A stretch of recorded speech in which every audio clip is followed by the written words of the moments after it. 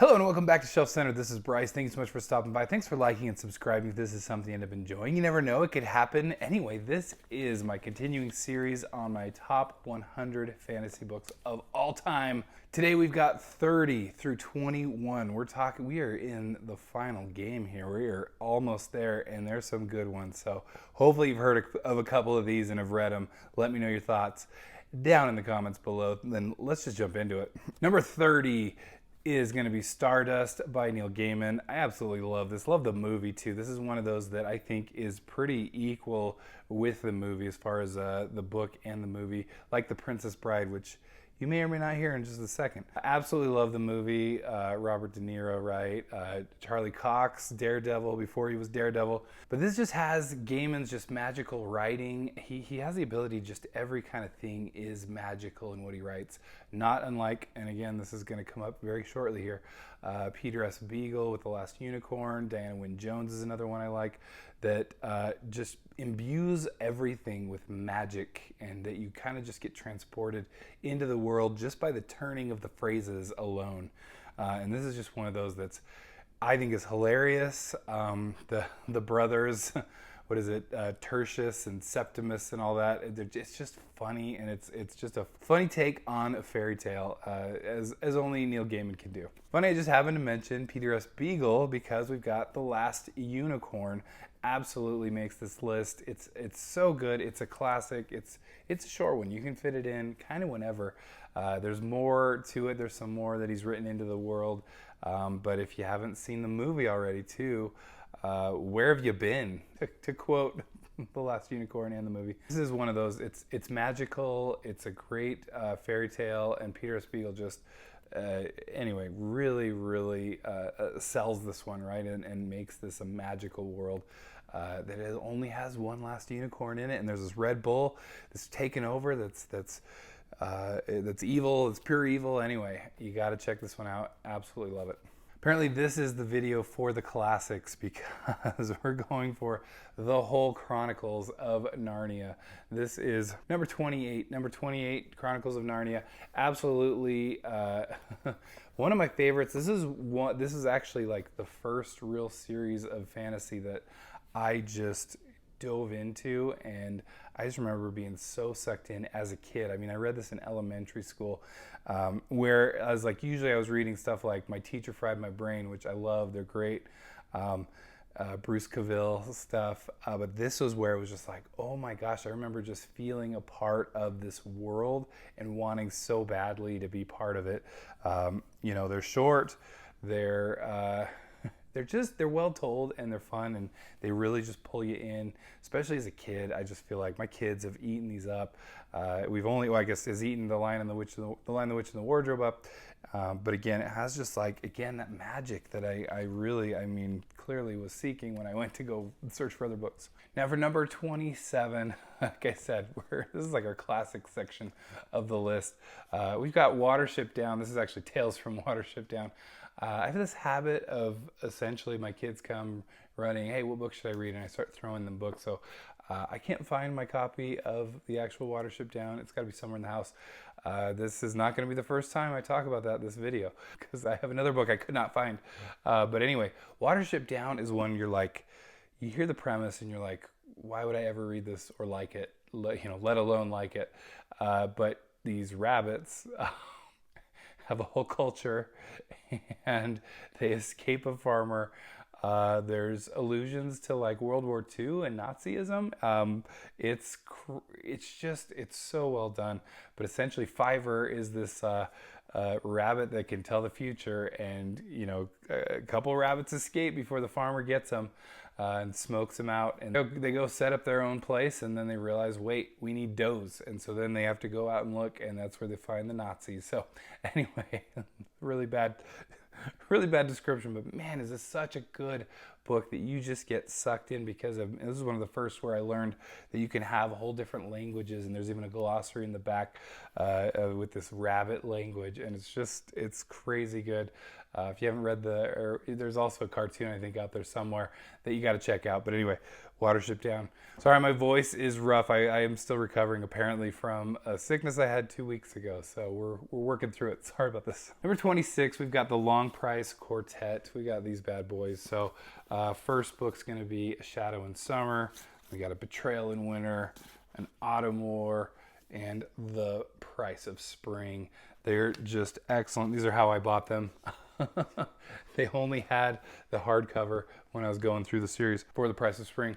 But man, is this such a cool, like, not only using a whole kind of, you know, it's a different fantasy land and world, but part of what makes it unique and stuff is they also do a lot of like movement, body movement, all these things that kind of that add to all of the language. It was really, anyway, really creative. Then I think what really got me with this was, this is one of the first fantasy books where I saw like a whole world changing kind of bit of magic, I guess you could say, actually happens, and you like have to deal with the fallout of that. That's kind of a bit of a spoiler, but it's not, I'm not going into too big of a detail.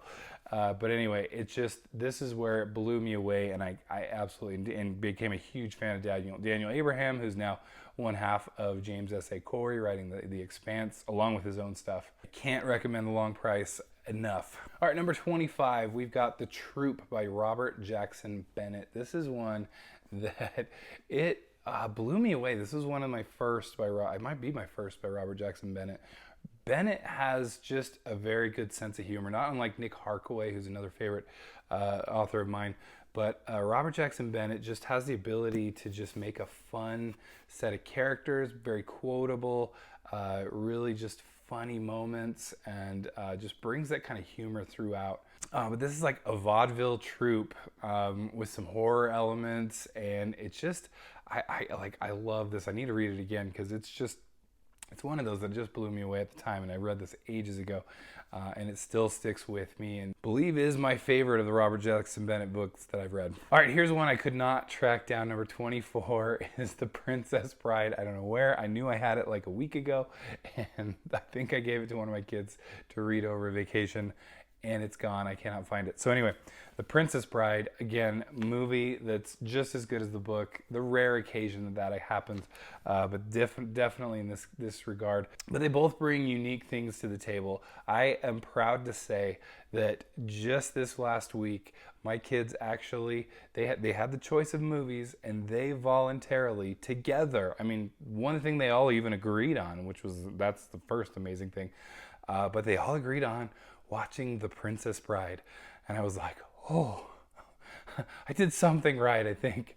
Anyway, so that was just awesome. Love the movie, but the book is different enough that it's definitely worth checking out if you haven't. The book is unique enough. You get into a little more details on like Fezzik, why he's used to fighting so many people, why he loves rhyming, into Inigo Montoya's backstory on why, like, he really, I mean, you want that revenge for him when you really get into that backstory of his, you know, told just different enough, and just, it's funny the way that it's told. There's a lot of these parentheticals, and I did a review on the channel on this. There's these funny parentheticals that he tells you, look, you can ignore them if they're driving you nuts, but they're so good because it's like, he wrote this in a way that he can't, like, that it makes sense. So just like in the movie where you've got this ability to kind of make some commentary on the story by having Fred Savage and Grandpa talking about it, he wrote that into this being, you know, The Princess Bride is really, it's a fake abridgment of this story that his dad told him, and that he was just cutting out all the really boring parts, the hierarchies and the who begat whom and all that, and which again doesn't even exist, but that's what part of just the conceit of it that makes it so funny, that he's able to insert things that just, you know, a lot of it you hear it in the movie, really not too much, but you go like, you know, the top 5 kisses of all time were blown away by this one. There's a lot of like rankings, and it's great. Like, it's just like, it's so good throughout the book. Anyway, I cannot recommend it enough. All right, number 23, we're going, and I never had a physical copy of this. I only listened to this on audiobook, and I think I have it on Kindle, but it's The Sword of Kaigan by Emma Wong. This is one that it's one of those that just proves that independently published books are at the same level as traditionally published. And I'm not saying all are. I'm not saying all traditionally published books are at the same level.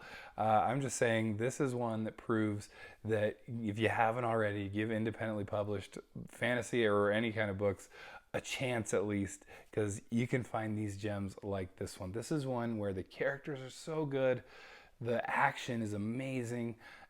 It's just, there's so much to this world. There's a mother's struggle, and to like, not only protect but be a mother, and to work with her husband, even though it was arranged, and just, there's so many elements to it that I can't even get into all of them. It's a powerful book. I cannot recommend enough. All right, this series did not make it through my moves, but I do have a number of other series by the same author. But we're talking Paul Kearney. This is one of the series. What I'm actually talking about is my number 22. It's the Mocked trilogy, and it's the first book is the 10,000. Holy cow, it's so good. It's, like Roman Legion. If you gotta get your fix on the Romans, right? With some fantasy elements, great plotting. That's what Kearney just does. He's stellar at plotting. And if you want to just see how a great plot is done, absolutely check this out. And the whole trilogy is at the same level, excellently done. Paul Kearney's one of those that it just became an instant buy author after this trilogy. All right, then finally for this video, number 21, we have got John Marco, one of my all-time favorite authors, and not the only time you've seen him on the list if you've been watching, but also there will be more. But this is one, it's called, it's the Inhumans trilogy or the Bronze Knight trilogy. It's got a bunch of different names, it's great. But starting with the Eyes of God, I just love these covers here.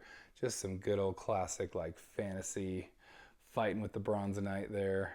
This is one, again, Marco takes like this different, I think, approach to epic fantasy that I really love, and he's really character driven, and he really goes true to these characters, but which makes them like real. And sometimes I think it puts some people off because they're just so real. At least that's my thoughts on it, because I think he's such a good, one of the best just straight storytellers. This is one that utilizes like disability in a way that I just hadn't seen in fantasy, and props it up, not just as like, oh, you're just disabled, so I guess you're useless to the whole universe, which anyway, I hate that, but it really makes it like a thing, like a worthwhile, like it takes this approach to disability in this way that's really beautiful, and it's really nice to see in fantasy, and makes it powerful. And I love that, and I love that John Marco did that. I didn't want to go into too many spoilers on that, but I absolutely love it, because it's just, John Marco can tell a tale, an epic tale, and you're just drawn right in. And he does, one of my favorite things that he does is he can paint a really good bad guy. And that's what I'll talk about later when I talk about his stuff. But John Marco can make a good villain, and I think that's what honestly can make or break your whole novel. You can have great characters, but I'm like, if you don't have a great villain to put them up against, or just, you can have other ways of doing it, obviously, but again, if you're using a villain, a great villain is really, really the way to go, and John Marco nails it. Anyway, thanks for stopping by. This has been 30 through 21 of my top 100 fantasy books. Thanks for your patience with my voice. It's driving me nuts. But anyway, thank you so much for stopping by. Thanks for liking and subscribing. We'll catch you in the next one. We've just got 20 more to go. See you. Bye.